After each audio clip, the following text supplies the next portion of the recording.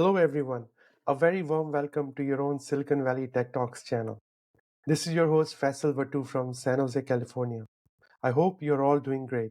The topic of our session today is global and macro aspects of AI. We are fortunate to have Olaf Groth as our guest today. Olaf is global strategist, venturing executive, think tank founder, advisor, and author. He's founder and CEO of think tank advisory firm Cambrian Futures. Olaf is part of professional faculty for strategy, policy, and technology at Haas School of Business, UC Berkeley. He is also professor of practice for global strategy and innovation at Hult International Business School, teaching across US, Europe, Middle East, China, and Africa. Olaf is lead co-author of 2018 AI book Solomon's Code and the 2021 paperback version The AI Generation. He's also co-author of 2023 MIT Press book, The Great Remobilization. So without any further delay, let's go and talk to Olaf and learn from his insights. Hello, Olaf. Welcome to our show. How are you doing today? It's a pleasure to be with you and your viewers, Faisal. I'm very well, thank you. It's Friday after all, right? So looking forward to the weekend. Thank you.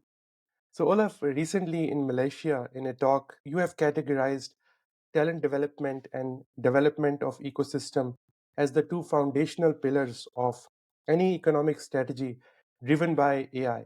So can you elaborate a little more on why do you believe these are such important pillars for a AI driven economic strategy? Absolutely, Faisal. I'd be happy to. So, look, we're in this phase of AI development that is still early days. It's kind of the Wild West, if you permit me to use that rather Western moniker, right? But we are now in this Wild West phase of very rapid advances in artificial intelligence of all kinds, and LLMs, transformers, Gen AI is really just one strand, right? If we want to harness the complete potential of this phase, we have to make sure that as many people as possible participate in how it's being shaped, both in terms of the innovation, in solutions, services, and products, but also in how we govern and how we decide the ethics of it all. So that means we have to educate people, not just the technical and business elite that will design these things, but also the broader public, because the public needs to be friendly to AI, but also constructively critical, right? So we need all these dots to collide to maximize innovation on the product, innovation on governance as well, right? That's number one. That's on talent, right? And clearly, we're seeing talent dearths. Talent in AI is still very expensive, so we got to bring that cost down too. Now, the ecosystem element of this plays into that as well.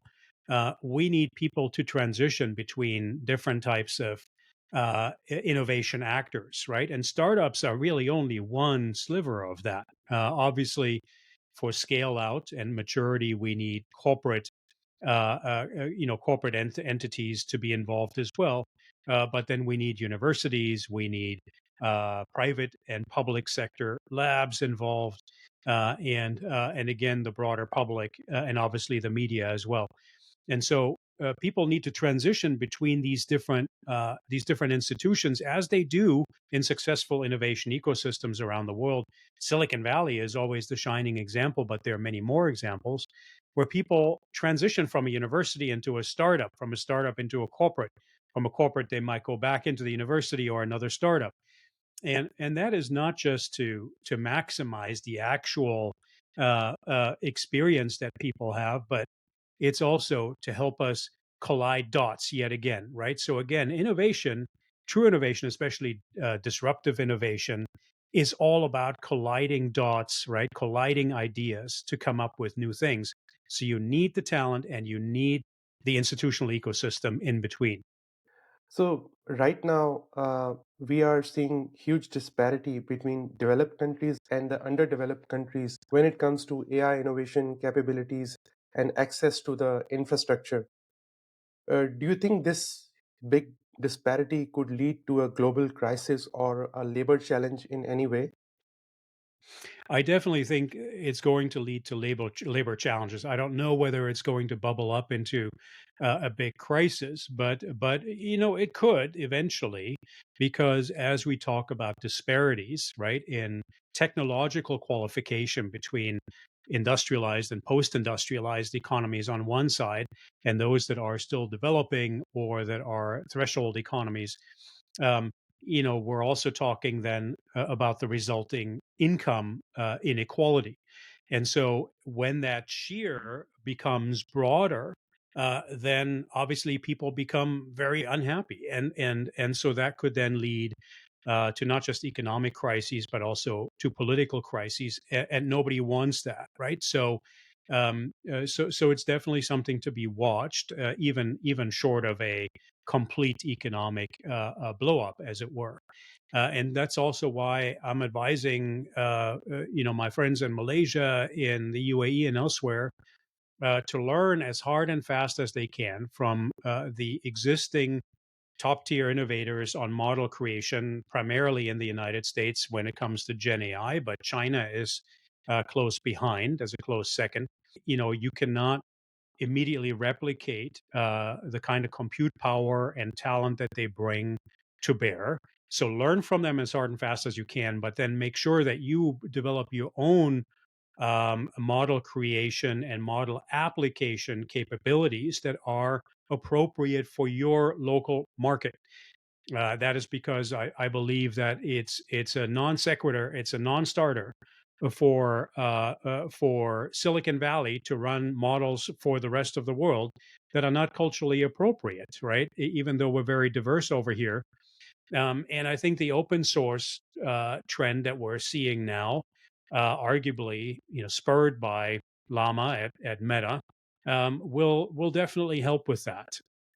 We've already started seeing some signs on how AI converges with other technology domains such as healthcare, education, agriculture. And I know that you are also a big proponent of system level thinking for the true potential of AI. But then the key question is, who takes the ownership of this holistic approach or system level thinking? The challenge is that the companies who are at the forefront of AI innovation, they are looking at their own business domain and verticals, not holistically across the industries. So, who needs to take ownership of this system level thinking? Would it be governments? Should it be academia? So, what's your view on this?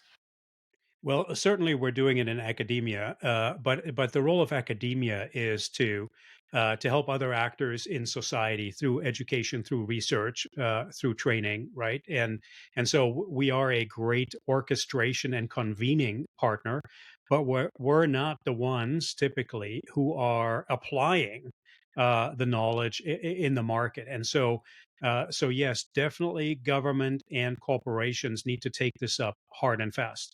Governments, because they are the most macro level actor setting policy and regulatory frameworks. And they're also, I hate to say it, notoriously slow. There are some uh, governments in Asia, for instance, that are faster than other governments around the world. But generally, I think it can be said that governments, because they need to consult or at the very least be carefully reviewing the different stakeholder feedback, they're slower. And so they need to start that much early. Beyond that, corporations that are the chief innovators that are disrupting not just competitive ecosystems. That's their role, okay, and that's their contract, as it were. But increasingly also societal and community ecosystems, as we use AI to get into people's heads and to change relationships between them. Corporations need to become more aware and need to apply system dynamics thinking much more. In fact, we have said that is one critical strategic capability going forward, because you don't want them doing things that could blow societies up, right? And we're certainly seeing what's happening here in the United States, right? There is a lot of good, but also some really bad that comes along with our leadership role in AI innovation. And so the way to assess that is, of course, do things like system dynamics thinking, scenario planning, things like red teaming, And the White House, luckily, has initiated that with some of the key innovators, asking for their commitments to do this kind of thing before they release new models, right? And so yes, government and corporations both need to be doing that hard and fast. What do we as global community need to do for better standardization and safety measures of AI?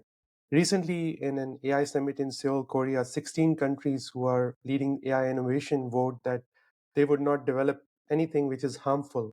Is that enough? For example, people and the companies who are generating all this data, should they have a say in who consumes this data and how? Yeah. Look, Seoul was a good first step. Make no mistake about it. I think we should welcome it as such, getting off the starting block on a conversation or with a conversation about global governance of artificial intelligence and data. But it's just that. It's just the starting point, and it is not sufficient. Now we need to go a level deeper. We can't stay at the level of the highfalutin 30,000 foot level principles. We actually have enough of those. We don't need more of those, right? We need to now go down to what we call operationalized ethics. And that means governance, hands on governance of the solutions, the applications that are being put out there, right?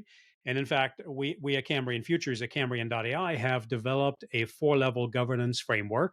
And we're not the only ones, but that's one of them that can serve for an operationalized ethics strategy execution, right? And so that level that framework starts with a very senior level of the board and the C level management, and it goes down all the way to the most junior software developer, making sure that that line of integrity and trust is unbroken. We need internal governance on data and data trust, right? We need to actually give people ownership about their or over their individually generated data. Or if you're a company, then the data that the company generates, including all of their employees, not just behind the firewall, but beyond the firewall, that data needs to be shielded, right? And we have said that we need to put a ring fence around that data where every individual, or if it's an enterprise executive, then the chief information security officer or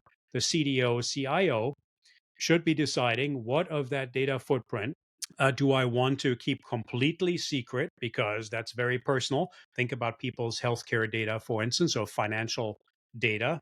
Um, and what kind of data do I realize I have to give away, right? Because I want the services. And then there's a whole area, a gray area in the middle where it's very individually determined what I want to do with that. And that should be my agency to determine how I give that away and under what conditions. So we actually think that companies need to include on that data governance level something like, we've developed a privacy inclusive data access agent, PETA. We've dubbed it the bouncer bot tentatively. And there's others who are starting to look into personal data agents that allow you to make those determinations and then sell the data that you want to sell or give it away depending on what the situation is. That will all happen in our agent economy that is now starting to emerge. So yes, operationalized governance with a particular focus on data ownership, and eventually, of course, we will have to have regulation, but we need smart regulation, right? We don't want to shield everything off and block everybody from using data. We need data to model complex problems like climate change, like public health, and of course, manufacturing and consumer services as well. We need data as a fuel for this next era of economic growth in the data economy. So we have to enable that, but we got to do it in a responsible way that respects people's dignity and agency. Thank you very much, Olaf, for participating in our show. I'm sure our audience learned a lot from your insights. It's my pleasure, Faisal. I hope I can be back again for another great conversation. You and your audience be well. I'm sure. Thanks again.